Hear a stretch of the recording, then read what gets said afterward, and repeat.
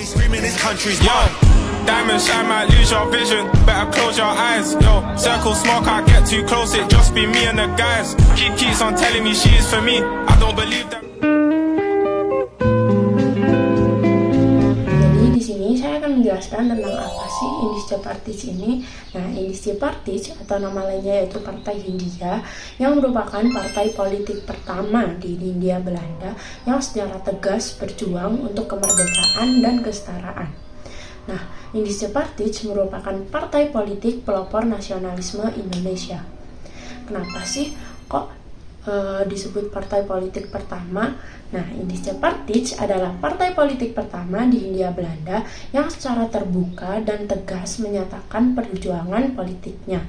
Berbeda dengan organisasi sebelumnya seperti Budi Utomo dan Sarekat Islam yang lebih berfokus pada sosial dan ekonomi. Nah, Indische Partij itu didirikan secara resmi pada tanggal 25 Desember 1912 di Kota Bandung. Nah, para pendirinya itu dikenal lain sebagai tiga serangkai. Yang pertama ada IFE Douwes Dekker atau Ernest Francois Eugene Douwes Dekker yang berdarah Indo-Eropa. Yang kedua ada Dr. Djipto Mangunkusumo yang berdarah Jawa atau pribumi. Yang terakhir ada Suwardi Suryaningrat yang kemudian dikenal sebagai Ki Hajar Dewantara yang berdarah bangsawan Jawa atau pribumi. Sifat inklusif dan multirasial. IP bersifat sangat inklusif dan non-rasial, menerima anggota dari berbagai kalangan termasuk bumi putra atau pribumi, Indo campuran Eropa sampai pribumi, Tionghoa dan Arab. Tujuannya adalah menyatukan semua golongan yang merasa sebagai orang Hindia. Selanjutnya ada tujuan dan ideologi. Apa sih tujuan utamanya? Tujuan utamanya terbagi menjadi 6. Yang pertama, kemerdekaan. Tujuan tertinggi IP adalah membangun patriotisme dan mempersiapkan kehidupan rakyat Hindia yang merdeka dari penjajahan Belanda. Yang kedua, nasionalisme Hindia. IP mengusung konsep nasionalisme Hindia kelak menjadi nasionalisme Indonesia, yaitu persatuan seluruh rakyat yang tinggal di Hindia Belanda sebagai satu bangsa. Yang ketiga, kesetaraan hak. Memperjuangkan persamaan hak bagi semua orang Hindia dalam semua aspek, termasuk pemerintahan dan kemasyarakatan tanpa memandang ras, kasta, atau golongan. Yang keempat, program non-kooperatif. IP menganut sikap non-kooperatif yang radikal terhadap pemerintah kolonial Belanda, menolak bekerja sama dalam sistem yang ada. Yang kelima, anti-kolonialisme dan anti-rasisme. Secara tegas menyatakan anti-kolonialisme dan berupaya memberantas kesombongan rasial serta segala upaya yang membangkitkan kebencian antaragama. Yang terakhir, keenam, memperkuat posisi politik.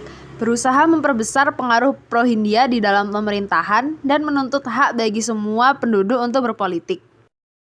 Nah, di sini saya akan menjelaskan metode perjuangan dan aktivitas. Yang pertama, media propaganda. Merupakan media massa, terutama surat kabar The Express yang didirikan oleh Douwes Dekker sebagai corong untuk menyebarkan ide-ide nasionalisme dan kritik tajam terhadap kebijakan kolonial. Yang kedua ada tulisan kritis. Para pendiri dikenal sebagai penulis yang sangat kritis. Contohnya adalah tulisan Suwardi Suryaningrat yang terkenal als ik eens Nederlander was. Seandainya saya seseorang Belanda. Yang menyindir perayaan 100 tahun kemerdekaan Belanda dari Prancis yang dirayakan sebagai berlebihan di Hindia Belanda. Yang ketiga ada organisasi cabang. Dalam waktu singkat, IP berhasil mendirikan sekitar 30 cabang di berbagai kota di Hindia Belanda dan memiliki ribuan anggota, menunjukkan rasionalisme ideologi di masyarakat. Yang keempat ada aktivitas politik massa. Aktif mengadakan rapat-rapat umum dan pertemuan politik untuk membahas isu-isu aktual, menyampaikan gagasan, dan membangun solidaritas di antara anggota dan simpatisan. Yang terakhir ada perjuangan pendidikan dan ekonomi. Program kerjanya juga mencakup tujuan pendidikan yang harus berorientasi pada kepentingan ekonomi Hindia dan berupaya memperkuat ekonomi masyarakat yang lemah. Di terakhir ada penolakan dan pembubaran. Yang pertama, permohonan badan hukum ditolak. Pemerintah kolonial Belanda menolak permohonan IP untuk diakui sebagai badan hukum pada Maret 1913 karena dianggap memiliki tujuan politik yang radikal dan membahayakan ketertiban umum di mata pemerintah. Yang kedua, ketegasan pemerintah kolonial. Gubernur Jenderal Edinburgh memiliki ideologi IP sebagai ancaman serius, khususnya tuntutan kemerdekaan, sehingga mengambil tindakan tegas untuk menghentikan pergerakan mereka. Yang ketiga, pengasingan 3 serangkai. Akibat tulisan dan aktivitas radikal mereka, khususnya tulisan Suwardi, 3 serangkai ditangkap dan diasingkan ke Belanda pada tahun 1913. Ini merupakan pukulan telak bagi organisasi.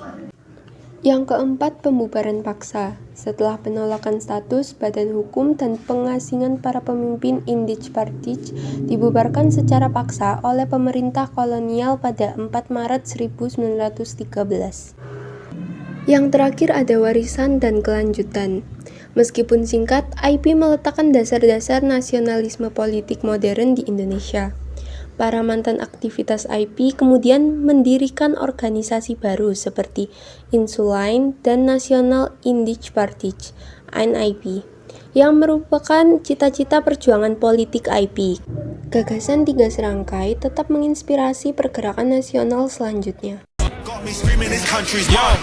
Diamond shine, might lose your vision. Better close your eyes. Yo, circle smoke, I get too close. It just be me and the guys. Keeps on telling me she's